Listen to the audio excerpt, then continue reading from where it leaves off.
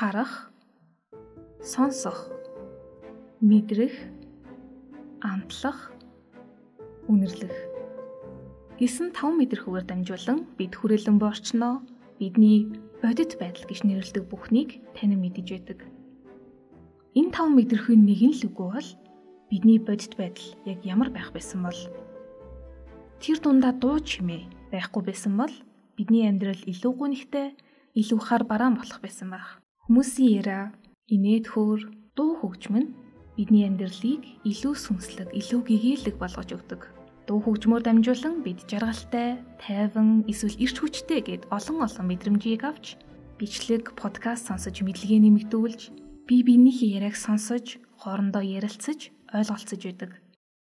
Аль эртнээс л бид дуу чимээг ашиглаж, аюулыг бие биедээ мэдэгддэг байсан. Сонсох чадвар нь бидний амьдралыг амар хялбар, аюулгүй, хөгжилтэй болгож байдаг чадруудын нэг. Тийм ч учраас бид төрхөөсөө ч өмнө юм сонсож чаддаг болж эхэлдэг. Хевлийдээ байгаа ургийн чихэн 27 хоногтойгоос ургаж эхэлдэг бөгөөд 25-7 хоног гэхэд сонсголын систем нь бүрэн бүргэлддэг байна. Энэ үедээ хүүхэд бага давтамжтай зарим дуу чимээг мэдэрч эхэлдэг. Үүнээс хойш сонсгол хариуцсан мэдрэлийн систем нь улам боловсронгуй болж хөгжин 6 сартай болохдоо аль хэдийнэ дуу чимээг анзаараад чимээ гарсан зүг рүү толгоогоо эргүүлж чаддаг болдог гэж боддоо. Төрхөөсөө ч өмнө шүү дээ. Хараанаас ялгаатай төрөх хүүхдийн сонсгол хевлийд байгаа орчны дуу чимээг сонсож, ялгахыг оролдож, тэр хэрээрээ хөгжиж байдаг. Яг л хөгжим хөглөж байгаа юм шиг. Энэ удаа бид яаж сонсдог, сонссон зүйлс тархинд яаж нөлөөлдөг? Хөгжим биднийг илүү ухаантай болгох уу гэсэн асуултуудад хариулт хайцгаая.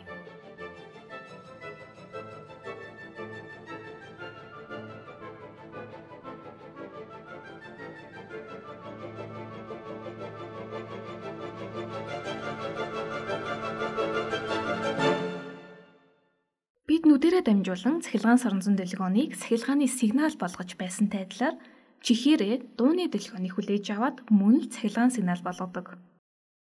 Хүн арилцаагаар 20-20 мянган герцийн хоорондох дуу чимээг ялгаж сонсож чадна. Чихэн дотроо гадна, дунд, дотор чих гэсэн 3 хэсэгтэй байна. Бидэнд ил харагдаж байгаа эмэг зүдэх хэсгээс чихний хингэрэг хүртэлх хэсгийг гадна чих гэнэ. Гадны дуу чимээ чихний сувгаар ороод хингэргээр дамжиж чичирхийлэл үүсгээд энэ чичирхийллээ дунд чих рүү дамжуулна. Энд дуу чимээг өсгөөд дотор чихний эхлэл хэсэг болох чихний дун руу дамжуулна. Чихний дун яг л дун шиг хэлбэртэй. Дотроо шингэн агуулдаг. Дуу чимээний нөлөөллөөр энэ шингэн аяхтай ус шиг цайлгаж бяцхан давлгаа үүсгэнэ. Чихний дун дотор бас усны эсүүд байдаг. Дунгийн доторх шингэн цалгихад энэ эсүүд дагаж найгахдаа дуу чимээг цахилгаан сигнал болгож тархи руу дамжуулж байдаг байна. Ингэхдээ өөр эсүүд нь өөр давтамжтай дуу чимээг мэдэрнэ. Тэгэхээр чихний бүтц нь хүлээн авагч, өсгөгч, хувиргагч гэсэн 3 хэсгээс тогтож байна гэж хэлж болно. Цахилгаан сигнал болон хувирсан дууны мэдээлэл нь тархины сонсголын төвд боловсруулагдана. Гэхдээ сонсголын төвөнд дуу хөгжим сонсох үед идэвхждэг цорын ганц хэсэг биш. Дуу чимээ сонсонгоо клип, кино үзэх үед харааны төв давхар идэвхжинэ. Сайхан хөгжим сонсож сэтгэл хөдлөх үед 3 дахь дугаар дээр ярьсан сэтгэл хөдлөлийг зохицуулдаг амигдала бас идэвхжинэ. Дуу хөгжим эсвэл чимээ сонсоод үйлдэл хийх үед тархины шийдвэр гаргалтыг хариуцдаг хэсэг асна. Бас хөдөлгөөний төвч гэсэн идэвхжинэ. Мэдээж ой санамжийг хариуцдаг хиппокампус ч бас юу гэж дутхав оролцож таараа. Тэгэхээр дуу хөгжим сонсох үед тархины маш олон хэсэг зэрэг идэвхжих боломжтой гэсэн үг. Тэгвэл бидний сонсож байгаа бүхэн тархины үйл ажиллагаа, IQ, сэтгэл зүйд хэрхэн нөлөөлдөг юм бол хэл яриа бий болохоос ч өмнө дуу хөгжим үүссэн байдаг. Эволюцийг үндэслэгч Чарльз Дарвин дуу хөгжим бол эртний хүмүүсийн хувьд хэл ярианд байжээ гэж таамаглаж байв. Эртний грекүүд дуу хөгжим хүний сэтгэл зүйд нөлөөлдөг болохыг сайн мэддэг.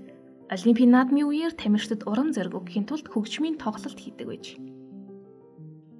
Дундад цооны үед дуу хөгжим нь хүний өвчний хийдгийг шидийн хүчтэй гэж итгэн өвдсөн хүмүүсийг хідэн цагийн турш бүжиглүүлдэг эмчилгээний аргач байж. Орчин үед дуу хөгжмийн хүнд үзүүлэх нөлөөг шинжлэх ухааны аргаар тайлбарлах энгийн ордлогыг Германы Альберт Мисаслын эмч бас чадварлах хэлчин байсан Билл Рот 1894 онд хийжээ. Харин 1918 онд хөгжмийн хэмнэл нь хүний цусны даралтыг нэмэгдүүлэх эсвэл бууруулах нөлөөтэй байдаг нь анх тогтоогдсон байна.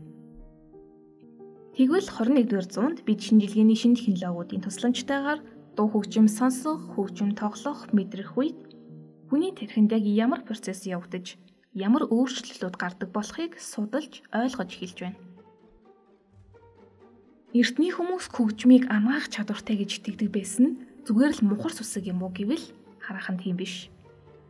Намуухан хөгжим сонсох үед хүний сэтгэл санаа өөдрөг болохоос гадна стресс бууруулах биохимийн процесс явагдаж, дархлаа нэмэгдэж, үрслийн маркерууд буурдаг болохыг Японы эрдэмтэд тогтоосон байна. Өмнө бид хүн харсан зүйлээ өөр өөрийн туршлага, гарах өнцгөөсөө хамааран өөрөөр хүлээж авдаг гэж ярьж байсныг та санаж байгаа байх. Тэгвэл сонсголч гэсэн адилхан. Жишээ нь мэргэжлийн хөгжимчид хөгжим сонсоход логик сэтгэлгээ, давтамж, зүй тогтлыг боловсруулдаг тархины зүүн тал нь илүү идэвхждэг бол харин мэргэжлийн бус хүмүүс хөгжим сонсоход мэдрэмж, хөгжмийн аялгауг илүү хүлээж авдаг тархины баруун хэсэг нь илүүтэй идэвхждэг болох нь ажиглагджээ.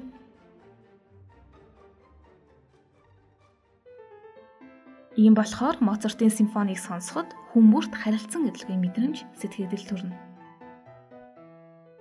Бидний мэдэх олон ухаалаг хүмүүс хөгжмийн боловсралтай байсан байдаг. Алдарт физикч Альберт Эйнштейн багтаа хийл тоолдог байсан. Физикийн салбарын Нобелийн шагналтан Хайзенберг мэргэжлийн төгөлдөр хуурч байсан. Макс Планк ч гэсэн төгөлдөр хуурыг чадварлаг тоолдог байж. Тэгвэл 1993 онд Nature сэтгүүлд хэвлэгдсэн нэгэн судалгааны ажилд 36 оюутныг цуглуулад 3 өөр нөхцөлд IQ тест авсан үр дүнгээ харьцуулсан байна. Эхний нөхцөл нь юуд сонсохгүйгээр зөвхөн тестээ бөглөх. Хоёр дахь нөхцөл нь тайвшруулах нөлөөтэй лекц 10 минутын турш сонссныхоо дараа тестээ дахин бөглөх.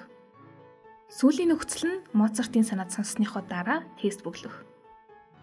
Туршилтанд оролцогчид Моцартын санаад сонссныхоо дараа өгсөн тестийн дундаж оноо нөгөө хоёр нөхцөлийн хөлсөө 8-аас 9 оноогоор илүү байж. Энэ судалгаан дээр үндэслэн Моцартын эффект гэх нэршил бий болжээ.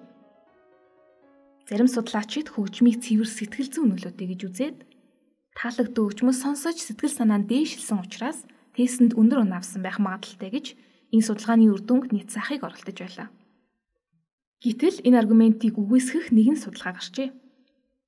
Энэ судалгаанд хулгануудыг ихийнхээ хөвлөд байх болон төрснөөс нь хойш нийт 60 хоногийн турш чимээгүй эсвэл цагаан чимээ буюу тогтмол чимээтэй эсвэл Flip классын энгийн минималист хөгжимтэй эсвэл Моцартын 448 дугаар санааттай гэсэн өөр дуу чимээ бүхий нөхцөлд байлгаж.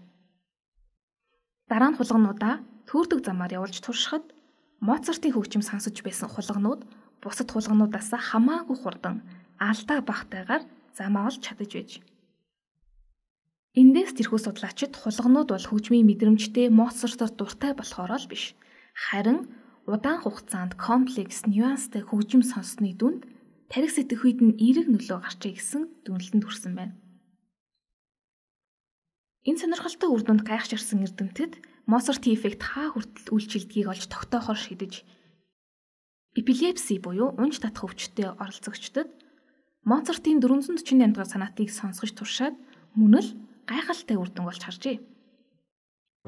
Туршилтанд оролцогчдын нэг болох 8 настай унж татдаг өвчтөд охинд цаг тутамд 10 минутын турш Моцартын санаатыг сонсгосны дараа тэр охин өдөрт 9 удаа өвчин хөдөлдөг байсан бол ганцхан удаа хөдөлдөг болж буурч шинж тэмдэг үргэлжлэх хугацаа нь бараг 2 дахин богиносон байна.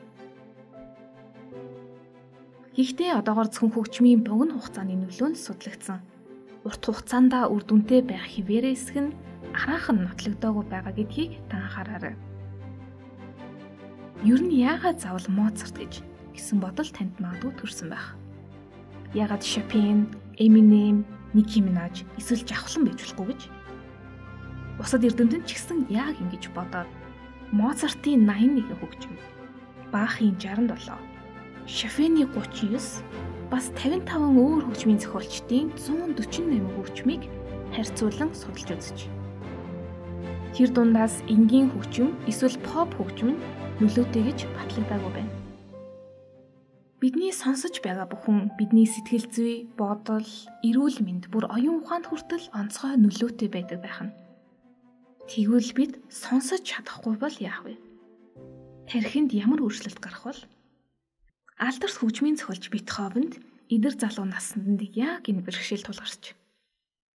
Олон бүтээл туурвиж, нэг симфони бичиж, хэд хэдэн тоглолт хийгээд байсан залуу хөгжимтний чихэнд 26 настайгаас нэхлэн сонин дүнгэлсэн чимээ байн сонсогдох болж. Аажмаар сонсгол нь буурч эхэлжээ. Ингэж багаар муудсаар 44 наснда бүр мөсөн сонсголгүй болов. Гисэн ч тэр хөгжмөө орхисонгүй.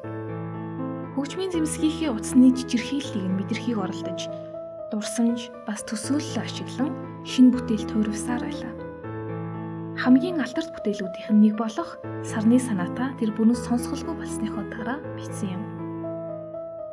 Энэ нь хүний тэрхний нэгэн гайхалтай чанар болох дасан зохицох чадвартай холбоотой. Сонсож чадахгүй байсан ч гэсэн хүн мэдрэхүйг ашиглан орчинтойгоо харилцаж, үүнийгээ даган тархинч гэсэн хувьсан өөрчлөгддөг.